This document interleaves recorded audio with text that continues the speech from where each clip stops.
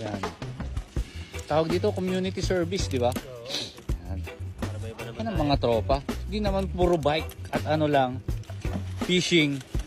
Kailangan linis-linis din. Oh, makikipag-collab kami sa Eagles. Kaanib Eagles Club, Yambu KSA. Yan, shout out sa mga kuya. Kailangan nating mag-join sa mga ganitong activities para may naman balik tayo sa kalikasan. Tamang linis-linis muna tayo ngayon. Uy, mamulot ka na. Yan. Yan ang mga tropang bayan. Ilinisin namin yan lahat mga idol.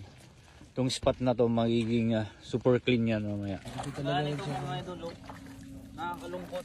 Ang linis ng dagat mga idol, kaso dito muna. Oo. Ito lalo na itong mga plastic mga idol. Dito na tutunaw ng ilang taon yan. Linis ba naman ng dagat? Yan, ang sipag ni paring Joel. Kuya. Yan, itong kuya natin, Eagles. Shout out sa mga Eagles. Yan, pakita nga yung likod mo, Dol. Ang ibig sabihin yan. Yan. Shout out sa mga Eagles yan sa Pilipinas. Yes. Uy, props lang yan eh. Props lang yata yun. Shout out ni Lakay, naggagagat na eh. Naggagagat na gito yun eh. Naggagagat na eh. Taga Lakay ko. Oh.